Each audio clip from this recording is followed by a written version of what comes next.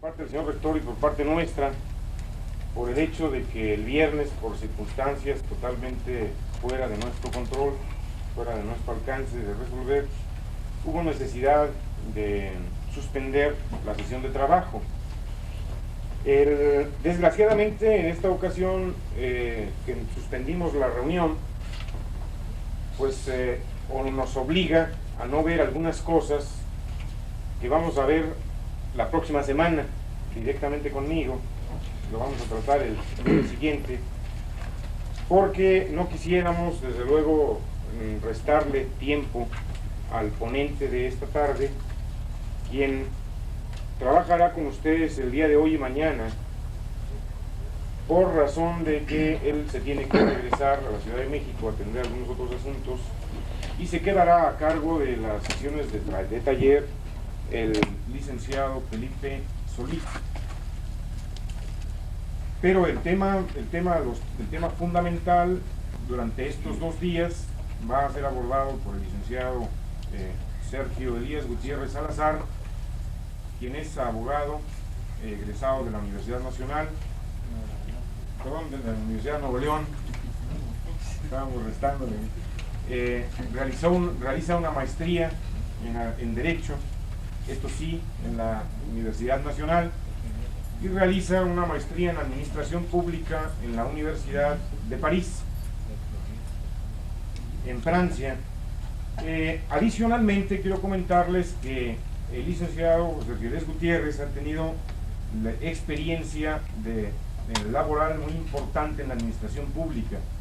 Él colaboró durante varios años en el gobierno de Nuevo León. Estuvo como director general de apoyo a estados y municipios en la Coordinación General de Estudios Administrativos de la Presidencia de la República durante el periodo de gobierno pasado. Y además, actualmente, además de ser el coordinador general de delegaciones estatales de ISSSTE, ha venido participando muy activamente en todo el proceso de la reforma municipal. Él ha sido asesor de diversos foros para que se llevara a cabo la reforma municipal, es decir, esta reforma del artículo 115 constitucional.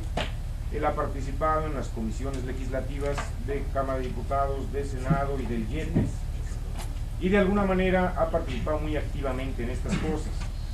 Tiene diversos libros escritos sobre administración pública municipal, además de artículos publicados en revistas nacionales y extranjeras en materia de administración pública en general. La calidad, desde luego, del ponente es de las más elevadas en la materia de administración municipal, dada su vocación de servicio al servicio público, ¿verdad?, en esta materia. Él se va a hacer cargo de la unidad correspondiente a Derecho Constitucional y Reforma Municipal, que ustedes abordarán durante el transcurso de esta semana. Como les mencionaba, el taller de trabajo que ha sido diseñado en esta unidad ha sido diseñado por el licenciado Sergio Elías Gutiérrez y el licenciado Felipe Solís, quien vendrá el día miércoles a coordinar con ustedes el trabajo de taller en la materia, en el tema específico que el licenciado Sergio Elías Gutiérrez ha elegido. Está relacionado, tal parece, que con el Código Municipal de Chihuahua, ¿verdad?, a efecto de que sea algo más cercano a la realidad de los municipios de este estado. Por otra parte, quiero comentarles, como no fue factible hacerlo el viernes pasado, en breve tiempo, la mecánica que vamos a seguir en el curso.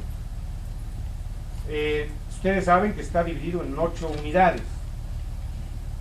Cada unidad va a estar a cargo de un ponente especialista. Yo tenía mucha curiosidad de qué iba a decir Memo de mí, porque generalmente los amigos abusan en los elogios y creo que lo ha hecho. Yo fundamentalmente soy un abogado pueblerino, como digo, que ha tenido oportunidad de de buscar empleo y encontrarlo primero en un municipio en Monterrey, y ahí estuve en el jurídico, y luego estuve en el jurídico del gobierno del estado. Entonces me nació una inquietud por ver el derecho administrativo local. Siempre me pregunté por qué nunca los que estudiamos derecho vemos el Código Civil del distrito y las los libros mal hechos y el administrativo de Fraga, que está muy obsoleto, y nunca vemos derecho administrativo local ni constitucional local. Sí, entonces alguna vez, hace unos 8 años, di un curso sobre derecho público estatal y municipal. Entonces eso me permitió sistematizar y estudiar la Constitución de Nuevo León, que batallé para conseguirla, y luego batallé para conseguir el reglamento interior del Congreso y la ley orgánica municipal y las tal vez 80 o 90 disposiciones jurídicas importantes que hay en la vida jurídica de un estado. Ustedes inténtenlo y van a batallar. Ahora los estados han hecho compilaciones. Chihuahua hizo un código administrativo también obsoleto, pero muy bueno para su época. Sí, no refleja la realidad administrativa del gobierno del estado actualmente, ¿no? Pero sí fue muy avanzado y fue el único en el país. Entonces me fue dando por leer y por estudiar lo que sería el derecho público estatal y municipal. Evidentemente no había ni la pretensión del gobierno de la República de fortalecer al municipio, ni programas concretos para hacerlo. Es decir, todo el mundo veíamos como una cosa normal el centralismo. Es decir, parecería que estábamos habituados a él, y se reflejaba en los programas de estudio. Se refleja en los programas de estudio de las carreras de Derecho y de cualquier otra. Hace 4 años di un curso de una semana en noviembre del 80 en la Universidad Autónoma de Chihuahua, aquí en la facultad que está aquí cerca, en la Administración Pública, y estudian los textos de Administración Pública con base en los textos de México, en el programa de Ciencias Políticas de la Facultad de la UNAM, y no con un programa específico. Entonces, desde entonces se planteaba en Juárez la posibilidad de establecer un centro de estudios concreto de esto. En aquel tiempo organizaba los estudios Jorge Bustamante, un juarense que es director del Centro de Estudios de la Frontera Norte de México, que entre las alternativas de Tamaulipas, Chihuahua o Baja California decidió por Baja California para establecer el centro, no sé por qué cuestiones de valoración. Pero la idea era lo mismo, estudiar específicamente los problemas de la frontera, entre los cuales un capítulo muy importante son los problemas relativos a la administración pública en la frontera. En ese seminario veíamos en la conclusión, que fue una mesa redonda el último día, de que es mucho más, todavía sigue siendo seguramente, mucho más factible buscar la solución de los problemas de los juarenses en autoridades federales, aún desconcentradas que estuvieran en Juárez. Si los problemas en los que gira la vida económica de la ciudad, la importación o la exportación o el crédito agrícola o los permisos para tal o cual cultivo, son permisos fundamentalmente federales. Entonces el ámbito municipal se ve reducido a servicios públicos y a función de gobierno. Evidentemente Juárez tiene una ventaja de que no es capital, y es una ventaja porque no tiene la sobreposición del gobierno del estado en el territorio tan cercana como la puede tener el municipio de Chihuahua, por ejemplo. Pero sí se distribuye mucho la solución de los problemas entre autoridades federales y autoridades estatales y municipales. En la frontera era común agravar esto con lo que se llamaba Juntas Federales de Mejoras Materiales, que eran un engendro que ahora descubro leyendo hoy en la mañana unas cosas, que viene desde Juárez, que estableció un 3% de impuesto a las importaciones para permitir que las ciudades fronterizas, yo que después de que pasó por Juárez se le ocurrió eso, combatieran la insalubridad y hicieran obras que el tráfico de mercancías necesariamente genera un costo para la ciudad, genera una población flotante y una circunstancia que no se da en un municipio interior, por ejemplo. Entonces desde Juárez aprobó que fuese un impuesto del 3% de sobreimpuesto a la importación. Se ve que teníamos como hasta ahora mentalidad importadora, no había el impuesto a la exportación. Después se puso un 2% a la exportación también, ¿no? Pero eso fue una sobretasa. Y eso engendró las juntas aquellas que aquí las vivieron muy cerca. Y el Programa Nacional Fronterizo en el que estamos asentados. Entonces, no es frecuente encontrar una vida municipal así muy arraigada, ni muy antigua, ni muy profunda. Esto se acentúa más en ciudades como Tijuana o como Mexicali, donde el municipio tiene apenas unos 40 años de existir, y mucho menos en la frontera noreste del país, en Tamaulipas y lo demás, porque son municipios con más vida propia por la agricultura más intensa o por el comercio, por la relación con petróleos mexicanos. Entonces, les señalo esto porque quisiera agradecer a la universidad y a su rector y a su cuerpo docente y al secretario de Gobernación que me den la oportunidad de volver a estar en Juárez en una actividad académica. También la vez pasada fue netamente académica. Evidentemente, la composición del grupo puede hacer de esto un debate de otro índole, pero mi posición procurará ser fundamentalmente netamente académica. No quiere decir que no tenga posiciones políticas y que no las pueda expresar y que no tenga puntos de vista sobre la reforma municipal. Evidentemente es un tema que será objeto de mucho más análisis en el transcurso del tiempo, en tanto que como todo proceso de adaptación constitucional no madura en el momento de su promulgación. Y aquí empiezo mi exposición.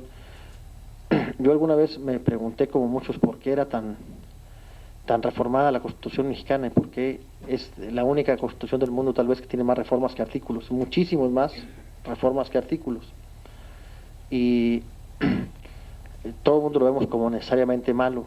Si es malo reformar la Constitución, debería ser un documento mucho más estable, mucho más permanente, mucho más respetado inclusive.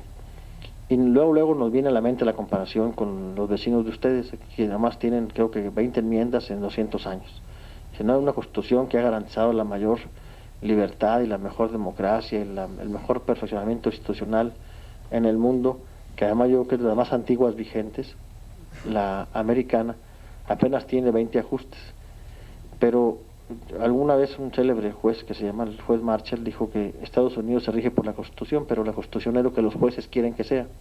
Entonces tiene un sistema judicial diferente que el nuestro y las adaptaciones e interpretaciones constitucionales se dan en los tribunales, y en México no es frecuente que tengamos, salvo la jurisprudencia que tiene un valor bastante relativo y que no es muy extensa y sobre todo en derecho administrativo, no tenemos una posibilidad de interpretación constitucional tan amplia como la que tienen los americanos. Además aquí el principio de Otero de limitar el efecto de la sentencia de amparo al quejoso no permite los cambios fundamentalmente en la Constitución, sino se ampara al que se defendió y los demás se quedan desprotegidos. Entonces no se ha generado toda esta corriente de innovación constitucional que podría haber sido de no haberse le ocurrido al señor Mariano Otero inventar la fórmula que ustedes conocen como de relatividad de la sentencia de amparo, ¿no? Si no me acuerdo mal. En consecuencia, nosotros tenemos una Constitución que es escrita y que dice Tena Ramírez que era rígida, ¿no? Que rigidez significa en principio una cierta dificultad para cambiar sus contenidos. Era escrita y era rígida, o es escrita y es rígida. La rigidez en México no nos ha prohibido, nos ha impedido para hacerle muchos cambios, derivados fundamentalmente de la estructura del sistema político, que permite que la mera iniciativa del presidente soporte que se pone en juego toda la maquinaria que se llama Congreso Constituyente Permanente y que se pueda adecuar a la Constitución. Yo lo veía con reserva y lo veía con recelo y lo criticaba, la reforma constitucional. Critico muchas de ellas que son absolutamente innecesarias e inocuas, pero en este caso yo creo que no es así. En principio, a los mexicanos nos entró con mucha fuerza lo que se llamó el constitucionalismo social, el constitucionalismo en el siglo pasado. Si nosotros hacemos cuentas, nosotros accedemos a la independencia apenas 20 años después de que Estados Unidos había dado al mundo un ejemplo de democracia y de claridad política y constitucional con un texto que se llamó la Constitución de Estados Unidos de América, que fue de 1793, y después de la Revolución Francesa. Entonces, era inconcebible que un Estado naciera y no procurase tener su cuerpo constitucional. Y en este fenómeno México no fue ajeno. Y antes de ser independientes, antes del 21, habíamos tenido 14 intentos de hacer una norma constitucional. Es decir, cada caudillo, cada facción, cada grupo enarbolaba como un principio básico de su actividad política el darle al país una norma constitucional, el darle al país un orden constitucional que le permitiese acceder a todas las bondades que el constitucionalismo había permitido a Francia o Estados Unidos. Y teníamos muy cercano el ejemplo de Estados Unidos. Entonces no es difícil, lo vemos todos los que hemos participado de alguna forma en la política estudiantil, que la gente, es difícil que la gente se ponga de acuerdo sobre un planteamiento concreto. Entonces imaginemos un país buscando una forma de organizarse, una forma de ser, sobre todo cuando había pocas experiencias. Entonces encontramos que Tena Ramírez y casi todos los autores mexicanos de derecho constitucional establecen que teníamos dos alternativas para organizarnos políticamente: o decidíamos ser un Estado central o decidíamos ser un Estado federal. Del Estado central veníamos, es decir, teníamos ya 300 años de padecer un centralismo, además metropolitano, es decir, ni siquiera un centralismo autónomo, sino que tenía su centro en una metrópoli lejana. Teníamos a la vista el otro ejemplo de la Constitución americana, en la que podríamos fundamentar y basar nuestra futura actividad política y nuestro establecimiento de un orden constitucional que permitiera al país avanzar y crecer en las instituciones. Entonces todos dicen que nos copiamos el modelo americano, y hasta ahí los que estudiamos de hecho lo vimos como una verdad absoluta. No obstante, esto una autora que es muy célebre en Texas, no tanto en México porque es desconocida, que se llama Nettie Lee Benson, que fue directora y fundadora de la biblioteca de la Universidad de Texas en estudios latinoamericanos hasta que se murió, que el 57 publicó un libro que se llama La Diputación Provincial y el Federalismo Mexicano, que lo editó el 57 Colegio de México y lo reeditó la Cámara de Diputados en la pasada legislatura con el mismo nombre, con otra pasta. Y esta señora demuestra cómo antes de la Constitución mexicana del 24 rigió, tuvo vigencia y positividad en México la Constitución de Cádiz de 1812. Esta Constitución, que fue la respuesta a la invasión francesa a España, en cuyas cortes constituyentes participaron algunos mexicanos como Ramos Arizpe y algunos otros, estableció en uno de los capítulos un apartado específico para consagrar las diputaciones provinciales, y en aquel entonces generó 7 diputaciones provinciales. Establecía las funciones de la diputación provincial, y es curioso encontrar que muchas de las funciones que la diputación provincial tenía, que además debería dividirse en municipalidades, eran o son muy concordantes con lo que actualmente persigue la reforma del artículo 115. De entonces acá, del 57 para acá, es también frecuente que haya una corriente de los nuevos autores de derecho constitucional mexicano, como Carpizo y otros, que señalan como una verdad sabida que no es tan cierto que nos hayamos copiado la Constitución americana, que ya lo demostró la señora Nettie Lee Benson, y que lo que es más cierto es que hayamos tenido un germen constitucional importante para formar una federación en México. En Tena Ramírez establece que en el libro de Tena Ramírez que todos conocemos, que se llama Leyes Fundamentales de México, él incorpora como una ley fundamental de México la Constitución de Cádiz, y la explicación que da es que como quiera rigió entre el 12 o el 13 y el 24 hasta que se expidió la otra, tuvo una vigencia importante.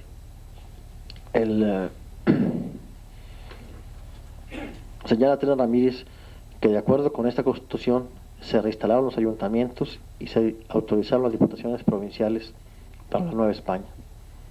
Dicho cuerpo normativo, dice Tena Ramírez, puede ser incluido entre las leyes fundamentales de México, no solo por haber regido durante el periodo de los movimientos preparatorios de la emancipación, así haya sido parcial y temporalmente, sino también por la influencia que ejerció en varios de nuestros documentos institucionales, no menos que por la importancia que se reconoció en la etapa transitoria que procedió a la organización constitucional del nuevo Estado. El título sexto de la Constitución de Cádiz, que es muy extensa y les recomiendo su lectura porque era de una claridad política bastante... Era una constitución que se dio en condiciones muy difíciles para España, que buscaba la consolidación política, un Estado que había sido generalmente reacio y renuente a la modernización, un Estado muy tradicional, como el Estado español. Se vio la necesidad de crear un gobierno ante la captura de su rey por la invasión francesa. En consecuencia, es un intento muy importante de consolidar un gobierno diferente al que tenían. También les recomiendo, si pudieran alguna vez, leer la Constitución Española Nueva. Es bastante aleccionador y bastante interesante conocerla. Y si pudieran, además, hay un librito del Fondo de Cultura Económica que se llama La Constitución de la Monarquía Española, donde demuestra una tentativa constitucional muy importante que algún día en México tendremos que hacer, de tal vez plantearnos de lleno completamente la reforma integral y no parches como hasta ahora hemos venido dando. Es un fenómeno que a lo mejor no aceptaremos como inmediato, pero a lo mejor convendría una revolución así constitucionalista y redefinir las cosas. Y esta Constitución Española Nueva también es muy interesante desde muchos puntos de vista. Es en cierta forma más federalista que nuestro sistema, con lo que se llaman las autonomías estas que dan por regiones. El título sexto establecía que para el gobierno interior de los pueblos habrá ayuntamientos, compuestos del alcalde o alcaldes, regidores y procurador síndico, y presididos por el jefe político donde lo hubiere, y en su defecto por el alcalde o primer nombrado entre estos, si hubiera dos. Y señalaba el artículo 321 las competencias. En los artículos 311 320 hablaba de la forma de elección y requisitos para ser miembro del cabildo. El artículo 321 hablaba de las competencias, tenía 9 fracciones, y decía que le correspondía al ayuntamiento la salubridad, seguridad de las personas, conservación del orden público, repartimiento y recaudación de contribuciones, el cuidado de escuelas de primeras letras, la relativo al cuidado de hospitales, hospicios, construcción y reparación de caminos, calzadas, puentes y cárceles, y la de formar ordenanzas municipales del pueblo y presentarlas a las Cortes para su aprobación, y por último la de promover la agricultura, la industria y el comercio según la localidad y circunstancias de los pueblos. En esto, en cierta forma más avanzado, tenía mucho más diversidad, había sector, digamos, ahora sectorizando, educacional, sector social, sector productivo, sector gobierno jurídico, si tenía más actividades, diversificación de actividades, y también inclusive de servicios públicos cuando hablaba de construcción y reparación de caminos, calzadas, puentes y cárceles. El mismo artículo, el 323, el mismo texto, establecía que los ayuntamientos desempeñarán estos encargos bajo la inspección de la Diputación Provincial, a quien rendirán cuenta justificada cada año de los caudales públicos que hayan recaudado e invertido. Desde ahí viene, yo creo, la tutela esta que se ejerció por los estados sobre las finanzas municipales, que fue el centro del debate en el constituyente del 17, ¿no? Desde entonces se estableció que la Diputación Provincial cuidaría el cómo habían recaudado y en qué gastarían los caudales públicos de los ayuntamientos. Hasta ahora tuvo una reforma importante, como luego veremos.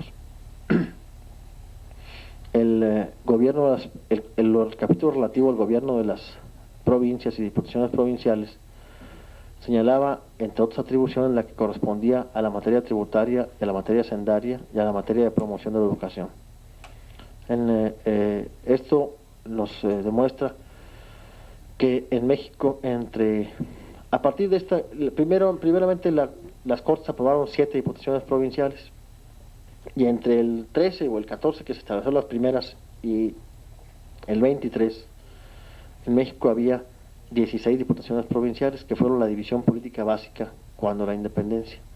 Si cada provincia que tenía algunos visos de poder separarse de otra, promovía la creación de una diputación provincial para tener un gobierno propio. Entonces esto fue una verdadera tentativa en México por generar un poder político local. Si es una respuesta muy clara al centralismo.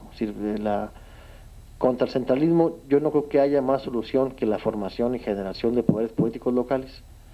En México el proceso ha sido inverso, el poder político es muy concentrado, entonces no puede haber un nacimiento y florecimiento de poderes políticos locales. En esta época, evidentemente en la convulsión de la independencia, durante la guerra de independencia, no había una consolidación de una fuerza que ejerciera el poder en todo el territorio del país. Evidentemente en zona de conflictos las diputaciones provinciales agarraron su parte y generaron su capacidad de ordenar y dirigir la vida política en un territorio. Y todos conocemos la muy famosa frase de ustedes están muy lejos de ellos, pero quién sabe, de la hermana República de Yucatán, porque se quisieron separar. Antes se separó Jalisco, y antes se separó Tabasco y una serie de provincias más, y generaron una formación de un estado nuevo. Había un gobernador en Jalisco muy aguerrido, un jefe de diputación provincial, y cuando hizo la Constitución Libre del Estado Libre Soberano de Jalisco, que fue la primera que se conoció como Constitución Política Local, en 1919 o 20, la difundió por todo el país y incitaba a todo el mundo a que tuviesen su gobierno propio y que diesen su forma de crear leyes y crear instituciones locales al margen de la federación. Entonces invitaba a todo el mundo a hacerlo y generó una fuerte corriente de formación de poderes políticos locales y de generación de gobiernos locales, que es una de las características fundamentales de la federación, es tener un régimen constitucional a nivel local, ¿no? Es decir, un régimen jurídico diferente del todo que se conforma por las partes. Cuando accedimos a la independencia, las diputaciones provinciales evidentemente eran las únicas que tenían experiencia política y fueron los que fueron electos para formar parte del primer constituyente. Y no es raro entonces encontrar en México una cosa que es, yo creo que poco frecuente. Primero se hizo un acta constitutiva de la Federación Mexicana y luego se hizo un constituyente que hiciera la Constitución. Este constituyente primero optó por hacer un acta constitutiva que fue aprobada el 23, que entró en vigor el 24 antes de la Constitución, perdón, entró en vigor el 23. Esta acta constitutiva, como ustedes recuerdan, fundamentalmente se dedicó a crear un Estado federal. Si las diputaciones provinciales que formaron parte del Congreso Constituyente inicial en México, lo que pusieron como condición para ir a un constituyente es: vamos a un constituyente que cree una federación, si no, no le entramos. Y entonces, bajo la amenaza de separación de muchos de los porciones del territorio, de buenas el país accedió a formar una sola unidad y se formó primero la federación y luego el Estado mexicano. López Portillo dijo alguna vez que si no hubiera sido por esto, en un texto muy bien hecho que leyó en las Cortes Españoles cuando fue invitado, si no hubiera sido por esto, tal vez seríamos 8 repúblicas o 9 como lo son en Centroamérica, con la debilidad y la dificultad para hacer países. No sé si se han percatado. Hace poco dijo el presidente que México era un país viable, que tenía posibilidades de crecer. Y otros autores, Octavio Paz entre ellos, las madrugadas ahí, las desveladas de los textos nocturnos, dicen que hay muchos países no viables y mucha gente dice, no, pues no puede ser un país Nicaragua porque nomás tiene plátano y café, no puede subsistir como país, no pueden subsistir. Y es muy lamentable que se diga, pero es otra discusión aparte, pero puede ser hasta cierto, ¿no? Entonces, si no hubiera sido por esto, a lo mejor seríamos 9 países en este territorio o 10 países. Si no hubo esa flexibilidad y sabiduría política para poder aglutinar.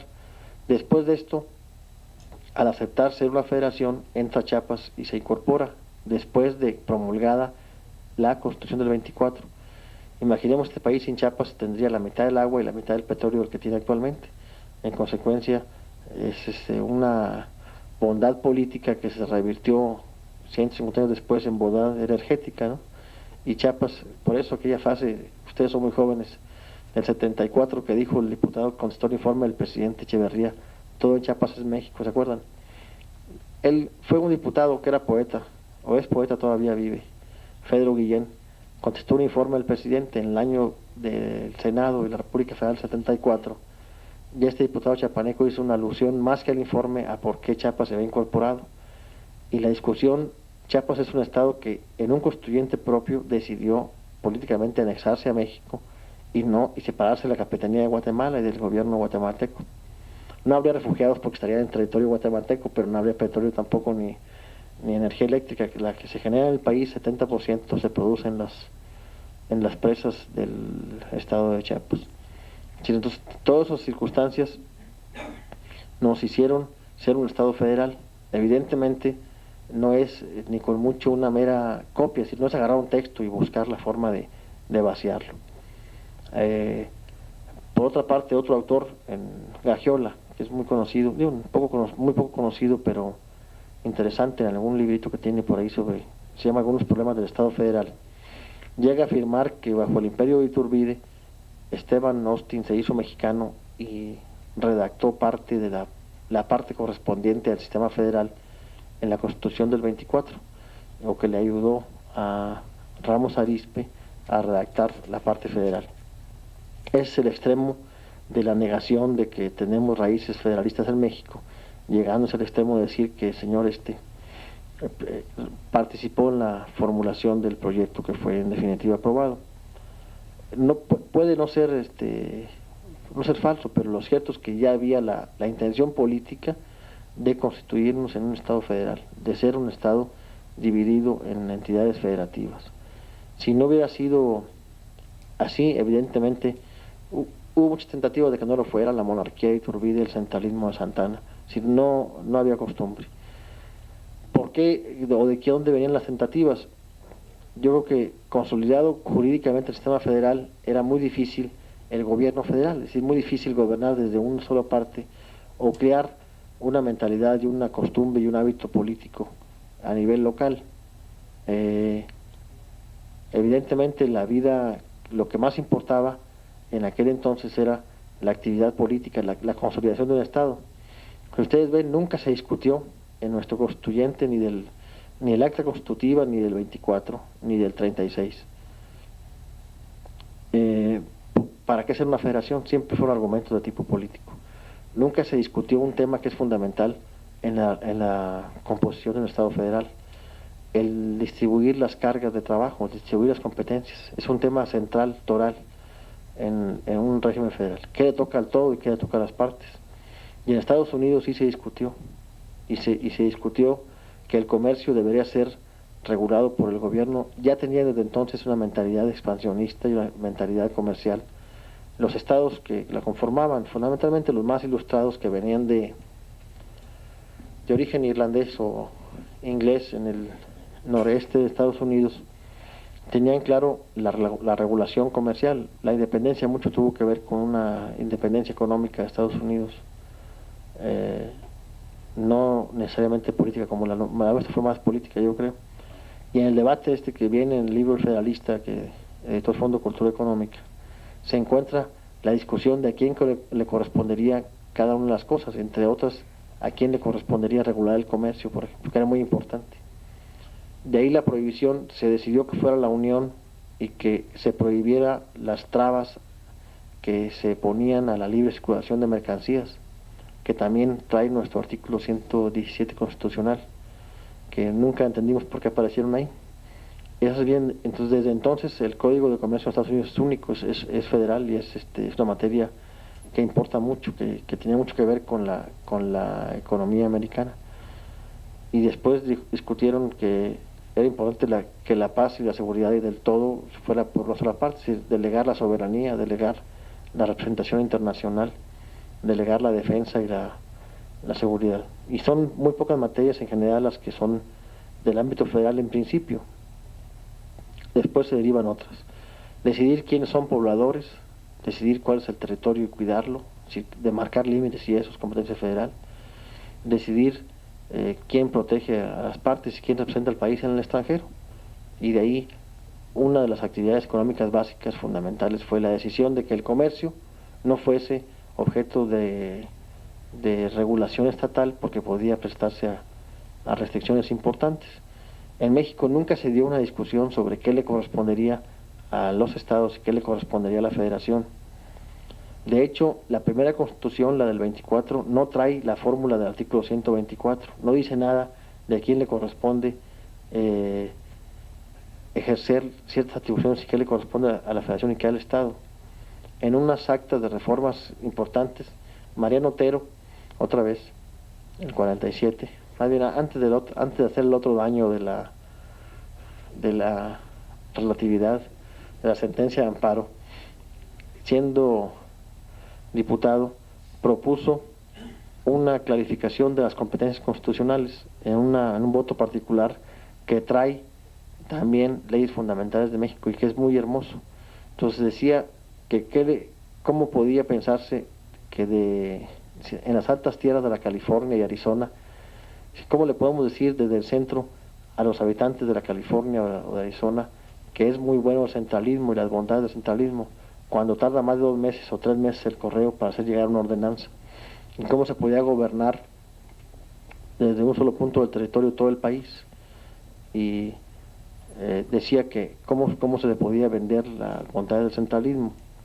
Ustedes recuerdan, me voy a devolver unos 10 años, también un voto particular que es muy famoso de Fray Servando Teresa de Mier, ilustre regiomontano, que se conoce como Profecía sobre el Federalismo Mexicano. Cuando se discutió si éramos centralismo o federalismo, Fray Servando hizo un voto particular, ya habiendo perdido, que se llama así, donde decía, si nos federalizamos, las partes tendrán a separarse, y no tenemos una capacidad política para regular todo el territorio, y perderemos parte del territorio. Entonces, lo que fue un voto particular de Fray Servando se convirtió en profecía, porque ustedes recuerdan, Texas primero se separó de la Unión y luego se anexó a Estados Unidos. Fue un estado independiente 1 o 2 años, no recuerdo, y luego decidió como estado anexarse a Estados Unidos. Entonces, esta profecía sobre el federalismo mexicano se cumple después. Otro texto de Otero es muy importante al señalar que no era posible pensar en regular toda la actividad política, económica, jurídica, social, desde un solo punto del territorio. Ahora es muy difícil hacerlo, para ustedes lo sienten, lo ven más de cerca, padecen más el centralismo que los tlaxcaltecas tal vez. No, yo que igual. Y nunca fue aceptado. Entonces, esta fórmula de Otero que proponía era lo mismo, distribuir las cargas y decidir qué hacer cada quien. Hasta el 57 se incorporó a la Constitución la fórmula del artículo 124 actual, que es bastante deficiente. El artículo 124 dice: las facultades que no estén expresamente concedidas por esta Constitución a los funcionarios federales serán de la competencia de los estados. El único debate que se dio fue que un diputado quería que se pusiera igual que en los Estados Unidos, que dice, serán de la competencia de los estados y del pueblo. Y aquí nomás le pusieron, o es federal o es de los estados, no se puso lo del pueblo. Este diputado decía, no, es que vamos a aclarar que el ámbito de libertad es todo esto, ¿no? Entonces se le contesta con una muy fácil, es del pueblo conforme a un principio que se llama de autonomía de la voluntad, que ustedes conocen todo lo que no es del Estado. Si el Estado y el particular actúan de forma diferente, el Estado más puede hacer lo que tenga facultades y el particular todo lo que no esté prohibido. En consecuencia, no tiene caso poner que lo que no sea del Estado es del pueblo, ¿no? Si se entiende que eso es lo que se conoce como el ámbito de autonomía de los particulares. En consecuencia, no se discutió más. El 17 se incorporó el mismo texto, con la misma deficiente redacción, de atribuirle las facultades a los funcionarios y no a los poderes federales, que esa es la deficiencia que trae. Y no se corrigió, entonces nunca se discutió. De hecho, nunca hemos discutido en México, hasta ahora, recientemente, qué le correspondería a cada quien hacer. Vimos como muy lógico la distribución de competencias. En el 17, con esta fórmula, lo que no sea federal es estatal, tenía los estados un ámbito de atribuciones mucho más amplio. No había el catálogo de impuestos que existe ahora en el artículo 73, fracción 9 de la Constitución. Entonces, al no haber un impuesto establecido en la Constitución, eran estatales los impuestos, la mayoría. Esto fue negado desde el siglo pasado, cuando se empezaron a cobrar impuestos en México. La Corte dijo en una sentencia, no importa, que se debe extender un principio de interpretación de la Constitución y los impuestos pueden ser federales. Y ahí empezó el desastre. Si ustedes ven, la primera Constitución del 17 no traía ningún impuesto atribuido a la Federación. Actualmente, el impuesto a la renta, que es el principal impuesto en México, no es un impuesto que esté expresamente atribuido a la Federación en la fracción 29 del artículo 73. Viene un listado de impuestos y no viene renta, y es un impuesto exclusivamente federal, que no cobran los estados por una vieja práctica fiscal. Los otros sí están ahí. Ahora, nuestro sistema fiscal se ha simplificado tanto que de hecho tenemos 2 impuestos, ¿no? O 3. Renta, IVA y importación y exportación, generan la gran masa de ingresos fiscales, más los impuestos locales que serán objeto aquí de amplísima discusión con Hoyo Adona y Arturo Caleros. Pero entonces, tampoco el 17, la Constitución tenía otro objetivo, tenía el objetivo de crear el nuevo Estado revolucionario o el de consolidar un estado de cosas diferente, y fue un objetivo más social que político. Entonces, la discusión fue muy amplia, fue muy intensa en lo que era el artículo 27 constitucional, el artículo 130 de la libertad religiosa y la prohibición a los curas, y también muy intenso en el 115, pero nunca se discutió el punto tutoral, a mi juicio, del federalismo, si es que le correspondería hacer a cada quien, cuáles son las cargas que debe tener cada quien. Así llegamos al 17. Estoy más o menos siguiendo el programa. No, el programa no decía antecedentes históricos, pero a mí me parece muy importante enmarcarlos para entender cómo el municipio aparece. El siglo pasado el municipio casi no apareció en el fenómeno constitucional, no nos preocupaba. El problema era, aparecía la federación y los estados, y muy tangencialmente se hacían referencia a los municipios, como para que alguna constitución del 57, algún proyecto decía que podían cobrar impuestos. Le dedicó un capítulo amplio la Constitución centralista del 36 y un capítulo más amplio Maximiliano, evidentemente con más tradición municipalista europea, traía un capítulo específico sobre el municipio. A él habló de los jefes políticos, entonces de ahí Porfirio lo retomó después. El municipio no apareció en el constituyente y el 17 se manifiesta con una fuerza impresionante. Es decir, uno de tal vez los postulados políticos más importantes del Plan de San Luis es el restablecimiento de la libertad municipal. Y también lo fue en 1906 en el programa del Partido Liberal Mexicano. Yo creo que los objetivos son convergentes, aunque la ideología sea diferente. Ustedes saben, todo el mundo acusa a los Flores Magón de tener alguna afirmación, alguna intención anarquista, que era, creo que es cierta, ¿no? Hay un libro también de Sepp, me veo demasiado cursi tal vez citando libros, pero muy chilango yo creo, pero no es así. Hay un libro que editó Sepp, muy bonito, que se llama El anarquismo mexicano 1860-1890. Y ustedes encuentran ahí los anarquistas del siglo pasado, que tenían mucha fuerza derivada de los movimientos de España y de Irlanda, pugnaban siempre por el municipio libre. Ellos pensaban que si se logra independizar un municipio y luego otro y luego otro y luego otro, logran hacer la autarquía y logran hacer el socialismo libertario y logran desaparecer el gobierno. Entonces el municipio libre es central en la vida municipal, en la vida de los anarquistas. Y Bakunin, el ideólogo de todo esto, tiene un capítulo en su libro sobre federalismo y municipalismo, y es la misma idea. Si hay que independizar el municipio de cualquier otro poder externo para poder después hacia adentro desaparecer los poderes, ¿no? Entonces hay una fuerte tendencia anarquista en los planteamientos de los Flores Magón del Partido Liberal Mexicano del 6, y también indudablemente democratizadora en Francisco y Madero, pero yo creo que fue más fuerte la del anarquismo. Entonces el municipalismo o el municipio libre como postulado político tiene este gran ingrediente de separar las cosas, de hacer un sistema más autárquico, más hacia adentro y más sin imposición. Y yo creo que fue, aparte de lo del sufragio efectivo no reelección, que fue la bandera fundamental del movimiento antiporfirista, la bandera política central sin duda lo constituye el municipio libre como reforma política importante, como una reforma al Estado de cosas imperantes, es decir, a dividir las funciones entre la federación y los estados, introducen un elemento que no existía. Es decir, qué le corresponde también al municipio y qué papel va a tener el municipio en la vida de la jurídica y política del país. Carranza se ve obligado el 14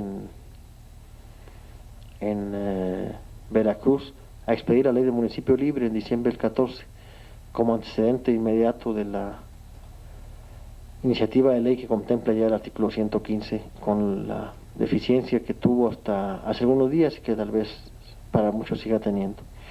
Entonces el municipio se convirtió en bandera política, en una bandera. El municipio se asocia a libertad, se asocia a la posibilidad de elegir y de escoger y de actuar en forma independiente, y se asocia a un autogobierno más cercano.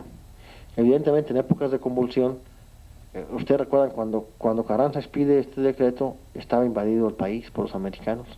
Él estaba con su gobierno salido de Veracruz. Entonces tal vez sea un llamado a generar una fuerza política que no existía, la fuerza política que podía derivarse de la autoridad municipal o de la autonomía municipal que generaba por una ley como primer jefe de las instituciones, y tal vez por esta fuerza política combatir la usurpación que se daba de Victoriano Huerta, ¿no? Entonces es el municipio, yo creo, en este sentido, o en su tradición histórica, un ente fundamentalmente político. Ahora es usual decir que el municipio es un prestador de servicios públicos y el profesor Gabino Fraga nos echó a perder la vida 20 años en la definición del municipio, porque dice el municipio es la forma en que el Estado descentraliza los servicios públicos correspondientes a una circunscripción territorial determinada. Ni es una descentralización de servicios públicos, ni el Estado la otorga. Si el municipio nace en el Constituyente 17 junto con el Estado y con la Federación. Entonces el Estado se da la descentralización cuando una parte se quita algo que le corresponde y lo deja en otro ente diferente. Y aquí, por efectos de un fenómeno constitucional que fue muy debatido cuando veíamos teoría de Estado y constitucional, de la ficción jurídica del Estado, nace al mismo tiempo, entonces el Estado no descentraliza nada, y menos exclusivamente servicios públicos. En consecuencia, la definición de Fraga, que también le incurre de Tena Ramírez en el mismo error, era como el municipio como una forma nada más de descentralización, que a fin de cuentas es una forma de organización administrativa y no política. En la distinción que se hace, descentralización es una forma de organización administrativa y en cambio organización política jurídica es una forma de organización política, ¿no? La división en tres partes del poder público es diferente. Entonces, se consideró, bueno, el municipio nace para administrar servicios públicos que el Estado se centraliza para un efecto territorial determinado. Esto no es totalmente cierto, es decir, lo podemos constatar, el municipio tenía más ingredientes de búsqueda de la autonomía política y de un poder político local que de gestión de servicios públicos. En México nunca hubo, o no hay, una tradición así de la administración pública mexicana, con todo y que tenga muchos años, como Estado promotor del desarrollo o como Estado que gestiona y promueve servicios públicos o bienestar social, tendrá 50 años, tal vez de calles para acá. Siempre la discusión en México fue del orden político, siempre fue la consolidación de un gobierno. Era muy poco frecuente encontrar en el gobierno actividades promotoras del desarrollo económico. Era más bien un estado policía, todo el siglo pasado y aún en los principios de este. Entonces era poco probable pensar que se pensara en el municipio como una entidad que se iba a dedicar a administrar servicios públicos. El municipio fue concebido como una instancia de autonomía fundamentalmente política, ¿no? para dirigir la vida de una colectividad. Además, ustedes recuerdan las tropelías de los jefes políticos y de las policías rurales y eso del porfiriato. Lo que era muy importante era atribuirle al municipio la función de policía, la función de seguridad pública, la función de reprimir. En la mañana, comiendo a mediodía, veíamos que para Max Weber el Estado fundamentalmente es la represión legitimada y organizada, ¿no? Es decir, el Estado tiene el monopolio exclusivo del uso de la fuerza legal, ¿no? Entonces, el municipio también importa mucho. El problema que trae en Chihuahua es un problema derivado de la policía, ¿no? Es un problema que tiene mucho que ver con el uso que se le da a la policía. Imaginemos si esta policía tiene la jefatura no en Chihuahua, sino en otra parte distante, por no decir en la capital de la República, entonces que toda la policía del país estuviera mandada por una parte. La gente siente que lo que debe elegir o lo que debe cuidar mucho es quién usa la fuerza del Estado para controlar la sociedad. Si es una discusión muy vieja, ¿por qué el Estado puede reprimir? Lo vimos en derecho penal, bueno, ¿por qué el Estado puede matar cuando se aplica la pena de muerte, ¿no? Entonces, ¿quién le da al Estado el monopolio de la posibilidad legal de privar de la vida a otros sin que sea un delito, ¿no? Entonces, esa discusión que tiene más que ver con el naturalismo que con el positivismo jurídico no se resuelve. Entonces, para un municipio sería muy importante quién ejercía el poder de policía, quién ejerce la represión sistemática y organizada o la coacción. En consecuencia, si se elimina esa autoridad en otra instancia, si se elimina como instancia estatal la policía, se elimina un poder del Estado sobre la comunidad. Y tal vez los gobernadores peleen más las jefaturas de policía que las jefaturas de obras, ¿no? Porque a fin de cuentas ahí está el orden. Y eso es una de las cosas que la reforma al 115 puede tener de importante si se consolida, ¿no? Si generar, a lo mejor, así en un estado ya bien moderno, la elección del jefe de policía, como es frecuente en Estados Unidos, que se vea quién elige jefe de policía. Sí es importante, parece que estoy cayendo en cosas que no son, pero sí es bien importante pensarlo así, la policía como la coacción y la violencia y la represión legalizada, ¿no? Consecuencia, no se pensaba, a mi juicio, yo creo que la discusión sobre el desarrollo económico en México surge hasta bien entrado el siglo, tal vez hasta que se crea el Banco de México el 29, y luego una FINSA, y luego los bancos de fomento, y luego las secretarías que tenían por objetivo la promoción del desarrollo. México persistió durante el siglo pasado, casi todo el siglo, con 4 secretarías, que son fundamentalmente de gobierno, que eran Relaciones Interiores, Exteriores, Hacienda y Justicia Eclesiástica y no sé qué más, y Guerra y Marina.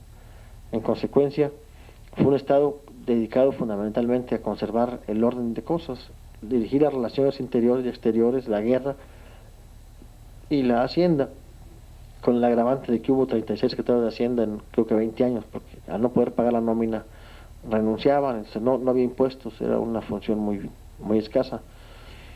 Muy entrado el siglo se crea Comunicaciones y Obras Públicas con este intento modernizador de Porfirio Díaz, y la Secretaría de Educación Pública se crea hasta el 28, y la Secretaría de Industria y Comercio se crea también por ahí el 24 o el 28. Entonces, a principios del siglo se crea Fomento y Colonización para colonizar Ciudad Juárez y las partes más desvalijadas del país. En consecuencia, no teníamos nuestro gobierno no era un gobierno promotor del desarrollo, no era un gobierno dedicado a ver el problema, sino como un problema de conservación del orden político. Tal vez por nuestra tradición o por nuestra herencia española, no por nuestra no anglosajona, ¿no? Hay quien atribuye también Max Weber y muchos otros autores que si hubiéramos sido dominados por protestantes seríamos ricos, porque nunca tuvieron el rollo de que rico en el cielo, allá vas a querer a Dios y estar, aquí vienes a sufrir y a penar y a pasarla mal. Entonces los protestantes no piensan eso. Entonces los países más ricos son protestantes o ateos. Entonces, si leen la ética protestante de Max Weber se van a dar cuenta que tiene una lógica económica. No veían como una gracia la privación y el sufrimiento en la tierra. No veían como un don de la fortuna. Eso, entonces pretendían resolver problemas y lo intentaban, ¿no? Entonces, en el 17, el debate sobre el constituyente que yo traigo por aquí, sacado de un libro, yo creo que es el más largo en general. Son casi 100 páginas de una publicación que hizo la Cámara de Diputados sobre, se llama Leyes Fundamentales, no me acuerdo. Son 100 páginas de debate y luego trae la relación de las reformas de los estados y esto. Fundamentalmente y básicamente el debate se dio en 2 aspectos: en eliminar las jefaturas políticas, lo cual se consigue con una redacción que fue afortunada, de que será administrado por un gobierno de elección popular y directa. Ese es uno. Ese era lo que sería el sufragio efectivo. Y una cuestión que nunca ha sido suficientemente estudiada es, y no habrá autoridad intermedia entre el Estado y el municipio. Es que no hay autoridad ni intermedia de ninguna, ni de ninguna, si no hay relación de supra-subordinación de Estado-municipio.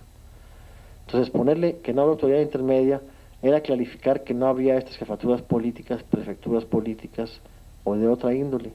Pero de hecho no hay ninguna autoridad entre Estado y municipio. No son esferas que se subordinen. No es federación, Estado, municipio de arriba abajo, sino tal vez horizontalmente ubicadas, ¿no? En consecuencia, la mención sí tiene su antecedente histórico muy concreto: eliminar cualquier posibilidad de establecimiento de las jefaturas políticas. Entonces, pero muy fácilmente la discusión de 2 puntos básicos de autonomía política y autonomía económica, una se elimina cuando se pone cada municipio será administrado por un ayuntamiento de elección popular directa y no habrá ninguna autoridad intermedia entre este y el gobierno del Estado. Entonces, este texto es parecido o igual que el texto original del 17. Entonces, esta es la consecución de un objetivo básico, ¿no?, que es la libertad política.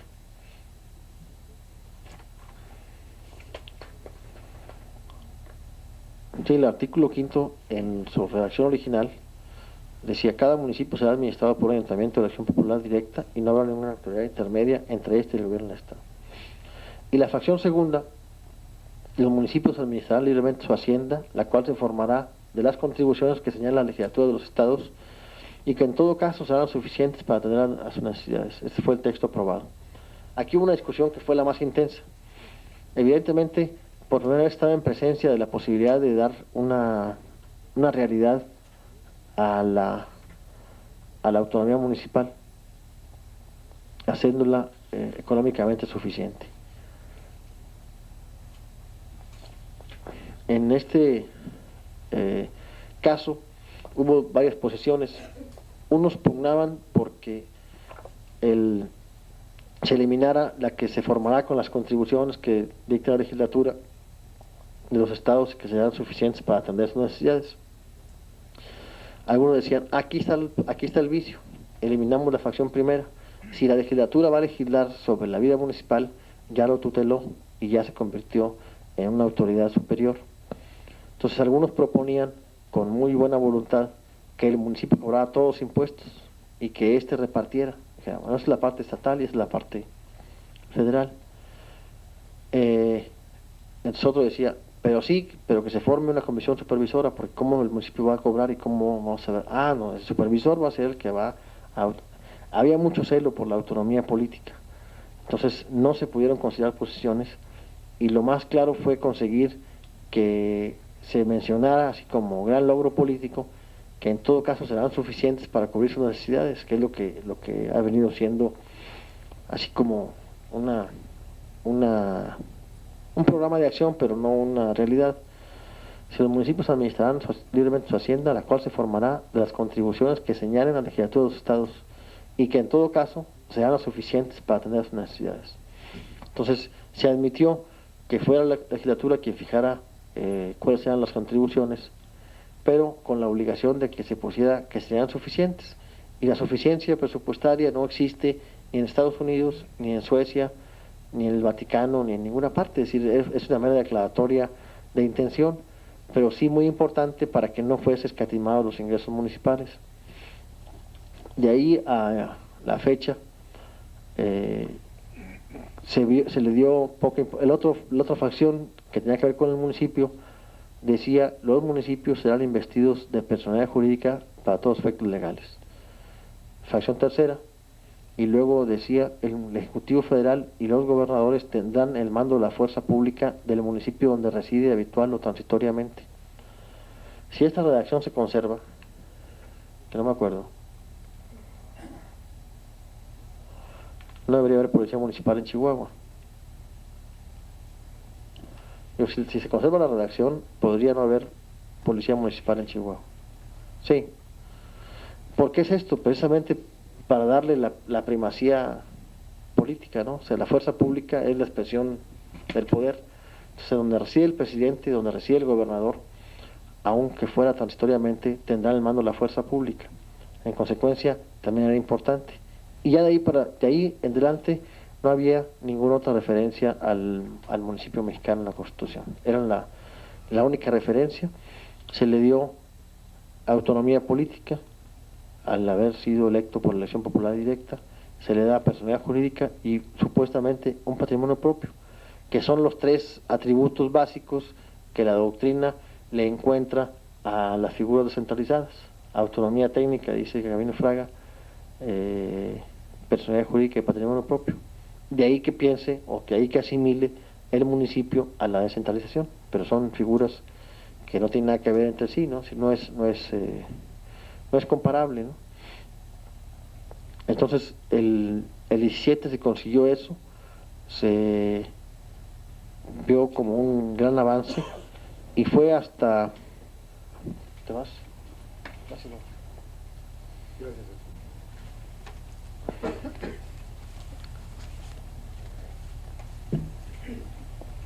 Y así persistió hasta el 33, que se prohibió la reelección municipal en el artículo 115.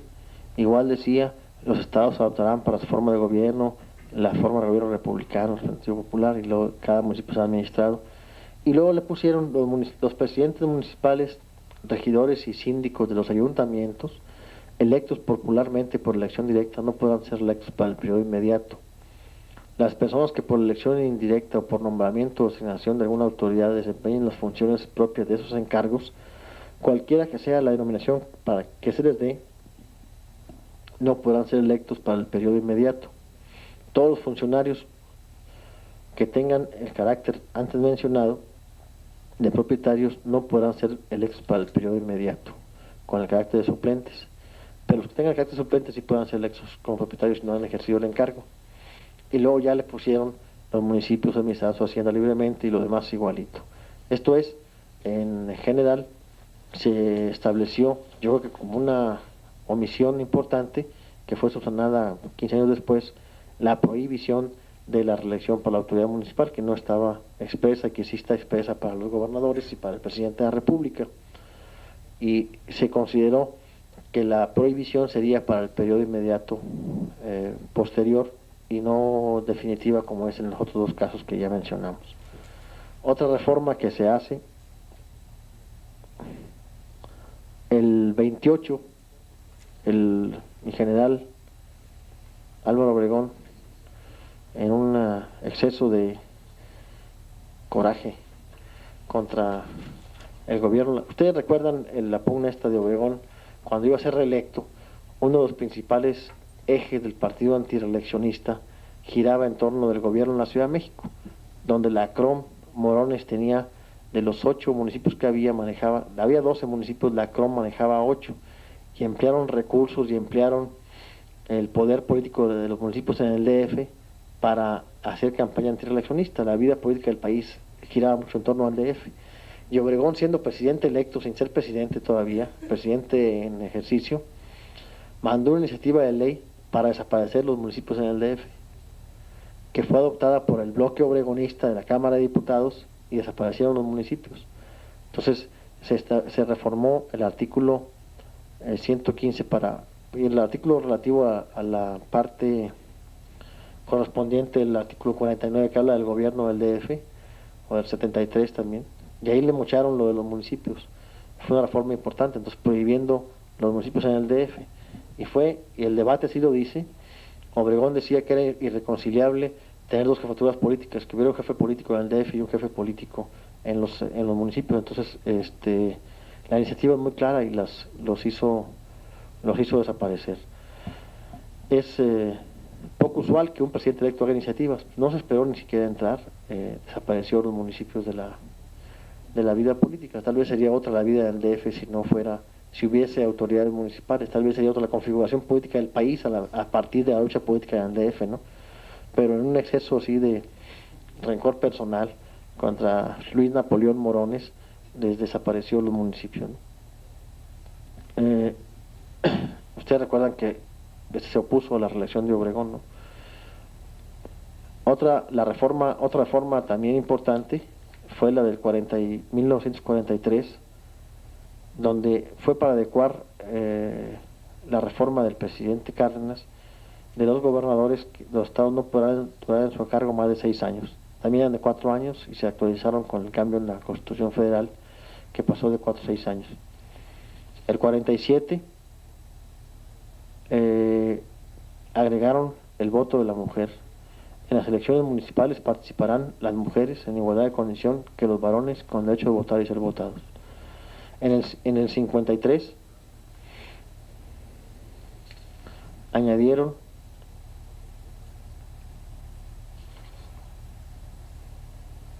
la elección municipal fue cuando Ruiz Cortines fue el 53. Fue cuando cambiaron eso. Y el 43 cambiaron lo de los gobernadores.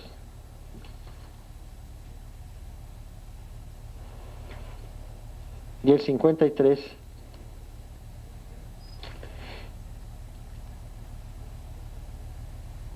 le cambiaron la redacción de la prohibición mejoraron la redacción de esto de las elecciones directas e indirectas.